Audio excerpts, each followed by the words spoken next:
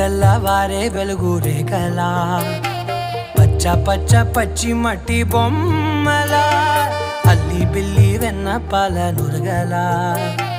అచ్చ తెలుగు ఇంటి పూల కొమ్మలా దేవదేవుడే పంపగా ఇలా దేవతే మా ఇంట అడుగే పెట్టెనంట బ్రహ్మ కళ్ళలో కాంతులే మా అమ్మలా మా కోసం మళ్ళీ లాలి పాడేనంట